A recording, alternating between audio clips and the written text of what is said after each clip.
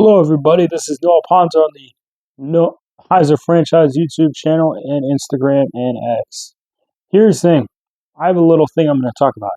So today and future videos, we're going to talk about Discmania Disc Golf. Here's the thing about Discmania. They're not a bad company. They're really not. They're really not a bad company at all. And besides, they have really, for the most part, really good discs. But let's talk about something that is important. The CloudBreaker. So here's the thing. Long story short, I was a Discmania retailer at one point. Not a bad lifestyle. Not a bad gig. But the point is, back to what I'm trying to say here. They need a new broadcast. They need a new branding, new stuff. Here's why. Let's talk about the first reason. First reason is Gannon-Buhr. Gannon-Buhr is attempting to try to basically resurrect the Discmania brand. Because Simon Lizotte and Eagle McMahon left that brand. They're gone. They're gone.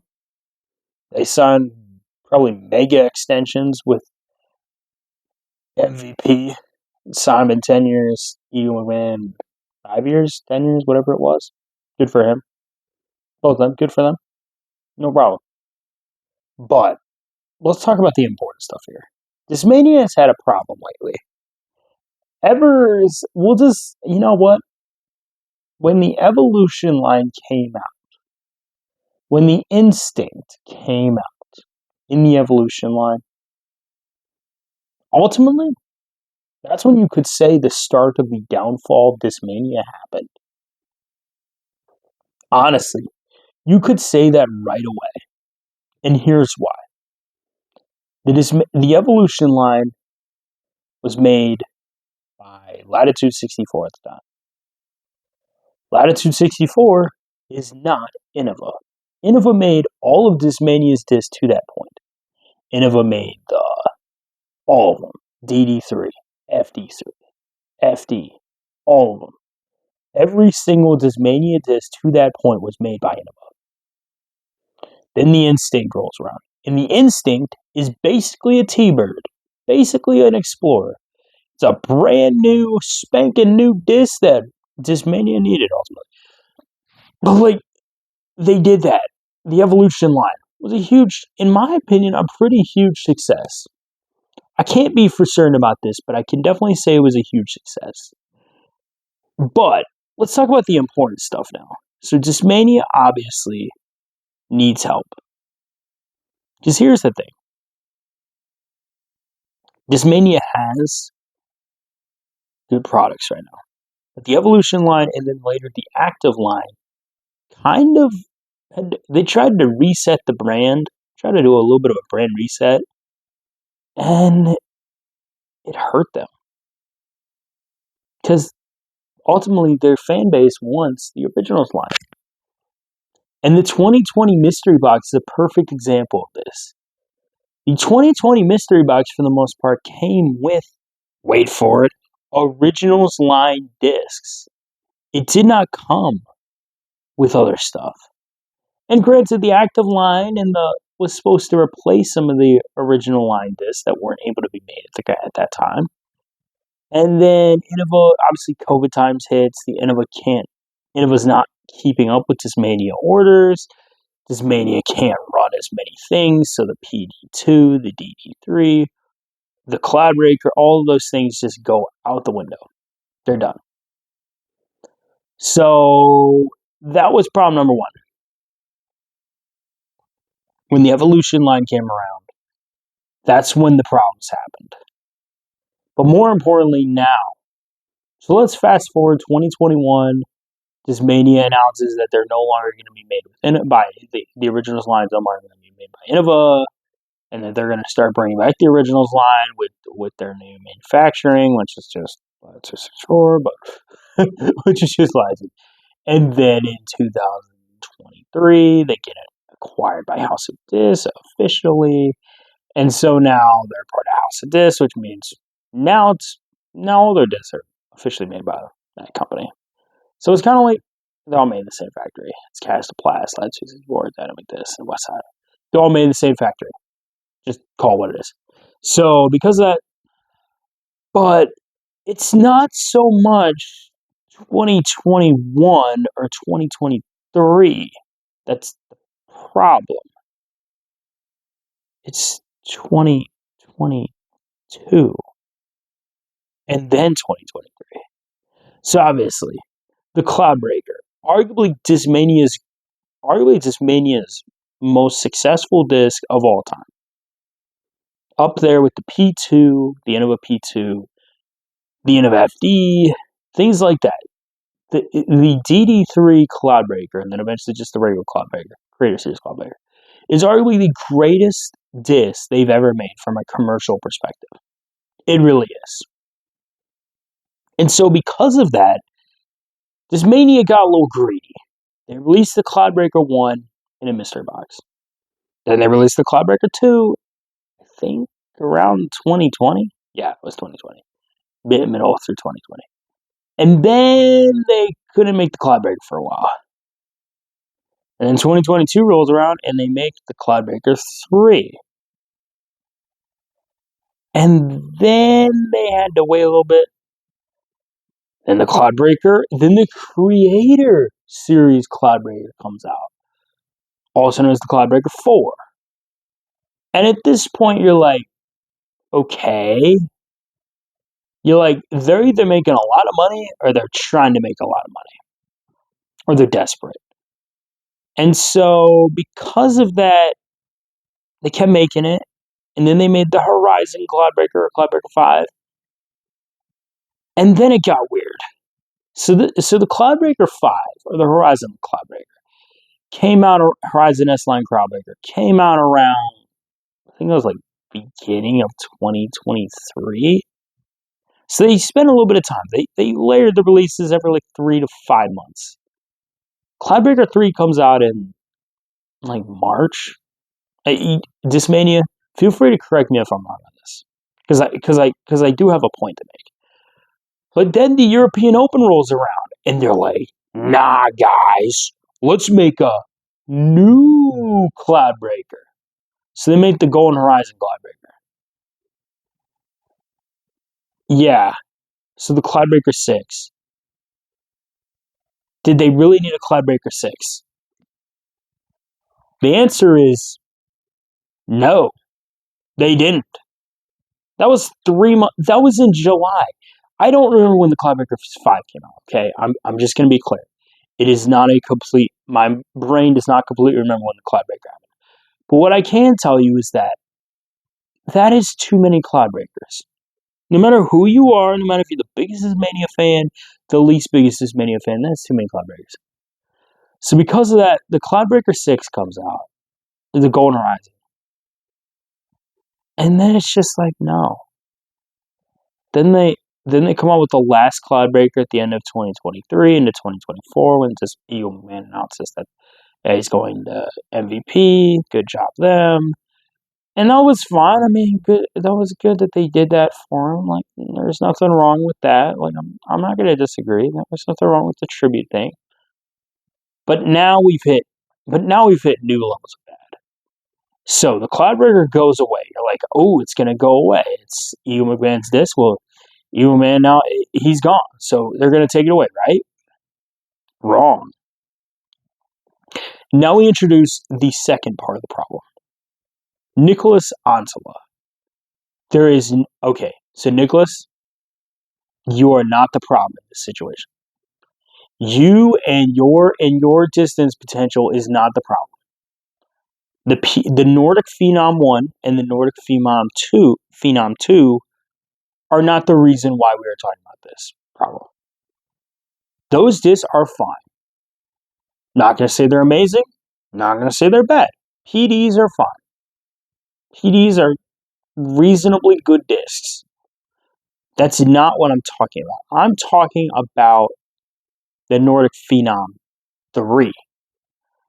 The Nordic Phenom 3 is the problem. Let's go over it.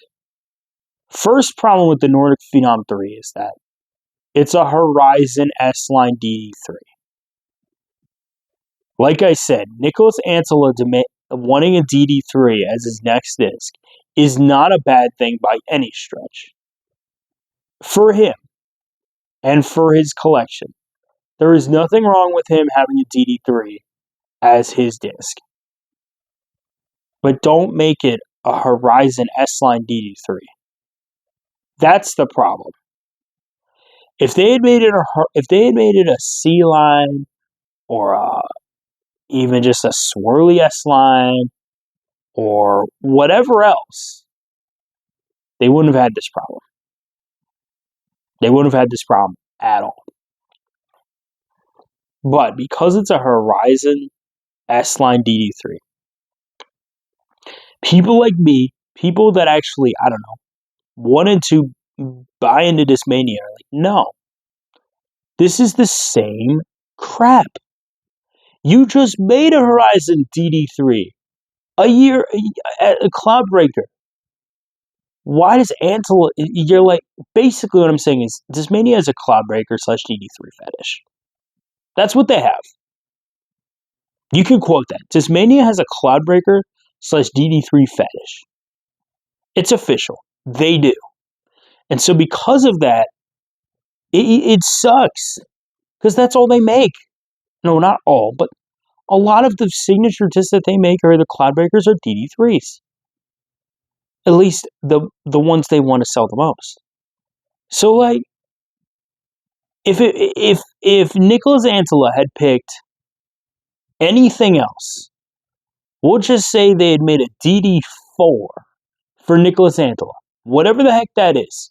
We'll just say they made a DD4 for Nicholas Antela, and we'll say it's I don't know, pick your name here disc to say it's a little bit more overstable than the CloudBreaker, or in DD3, but the same thing basically. That would have been okay. That would have been fine. And it would have been commercially successful. The Nordic Phenom 3, I can say, is an abject failure. Because people see right through the branding. They're like, dude, this is the same disc you released a year ago, and a year before that, and a year before that. Like, heck, it didn't even take them a whole year sometimes to release DD3s and CloudBreakers. So, yeah. And now Gannon Burr gets his own CloudBreaker. It's called the Horizon C-Line. Yeah, Horizon C-Line. Same exact thing. Dude, I'm sorry. Oh, now it's CloudBreakers and C-Line. Okay? Real impressive, guys. You finally changed the plastic. That was a really impressive thing. But no, you guys don't understand the point. The point is the Horizon C-Line CloudBreaker could be the most amazing disc of all time.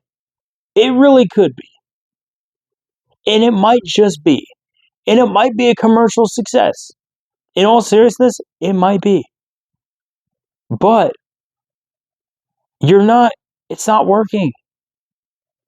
Like, I see through this all the time with all these different discs.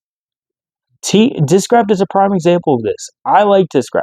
I like Discmania. I like most companies. I don't really care too much about what the name of the company is or what the name of the disc is. If I can throw that disc well and it does what I want it to do, it's in my bag or it's in my collection or both.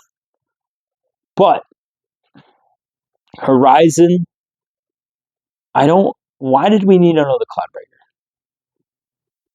If somebody can give me a straight answer on why we needed another CloudBreaker, especially since it wasn't even 3 months ago that I think the Nordic Phenom came out like April or May. If the Nordic Phenom 3 had come out at the beginning of the year, you would have no issues with me saying this should come out then. But it didn't. And you're like, but the DD3 and CloudBreaker are different molds. Sure they are. They are according to the PDJ. I will give you that credit. But are they really? So because of that, Gannon Burr, You may love the Horizon Sea Line CloudBreaker. It may be the greatest CloudBreaker of all time. It may just be. And I'm not. And if it is, I will be. I am very glad for you, sir. Very glad that it is the greatest CloudBreaker for you. And I hope you win more events. And I hope you do. Don't care. I have no rooting interest in professional disc golf, but I hope you do. During professional disc golf, but I hope you do. Because maybe we'll get more Horizon Sea Line CloudBreakers. Maybe. But what I am going to say is that you shouldn't have. If you were going to release the Horizon Sea Line CloudBreaker, then just don't release the Nordic Phenom 3. At least as a DD3. Pick something else.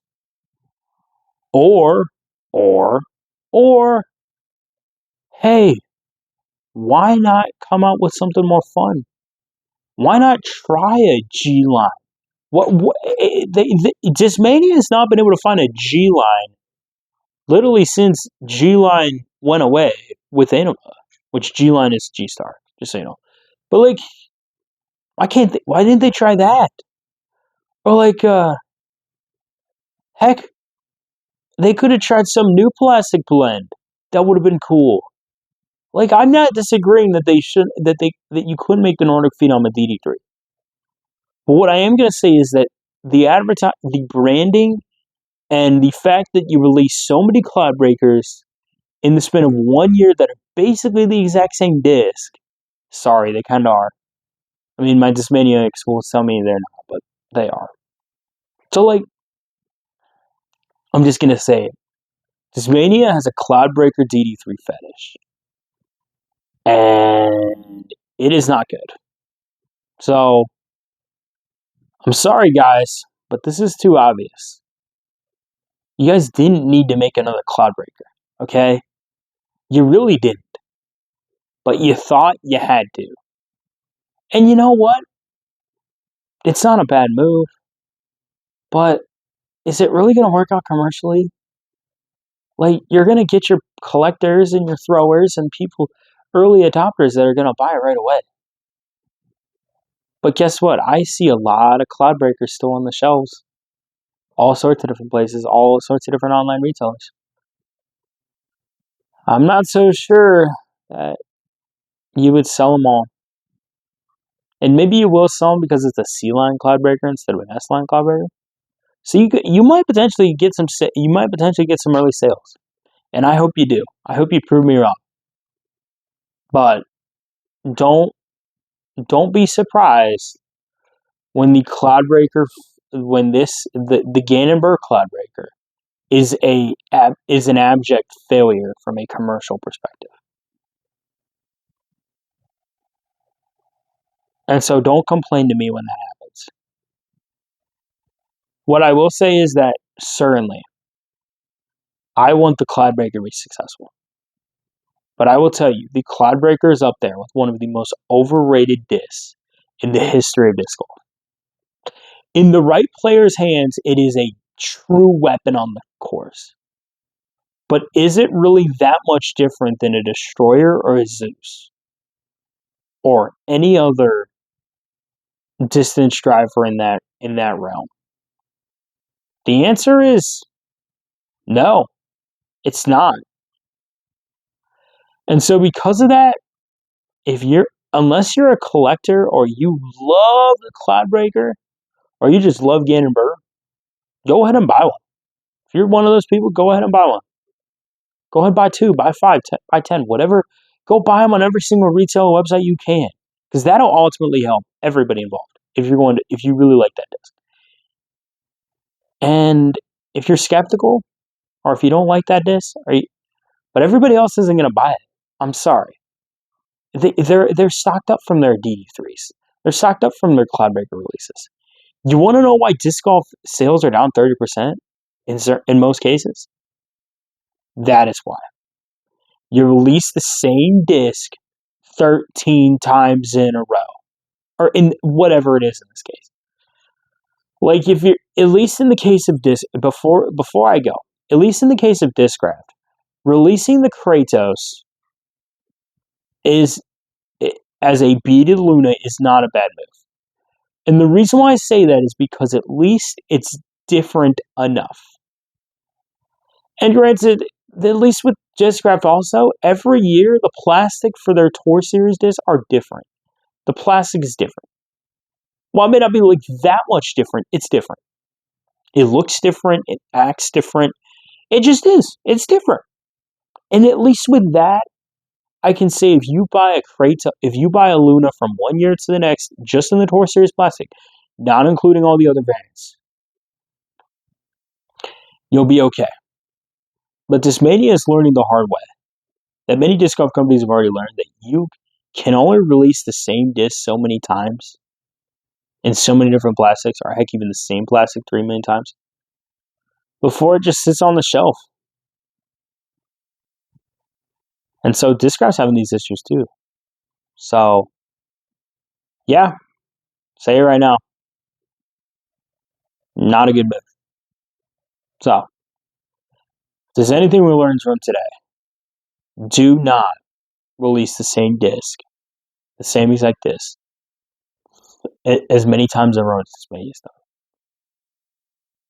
And I'm not saying you shouldn't release stock stamp versions, but I think the market's changed. The market's definitely changed in disc golf. The day and age of every single person wanting to buy Tour Series discs all the time because they were the only ones available are gone. Stock stamp discs, people want cheaper options. Stock stamps are the move. Why they haven't been a stock stamp CloudBreaker, I do not know. That would sell. You make an S-line stock stamp CloudBreaker. That would sell. Heck, you make a Neo CloudBreaker. Oh, wait, you did that for the mystery box. That would sell too. What do you mean a Neo DD3? Same thing. You make you know what would be epic?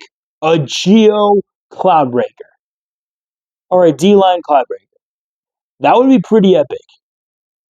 You make that, I think you'd sell those a lot faster than anything else. I just gave you a new idea, Discmania.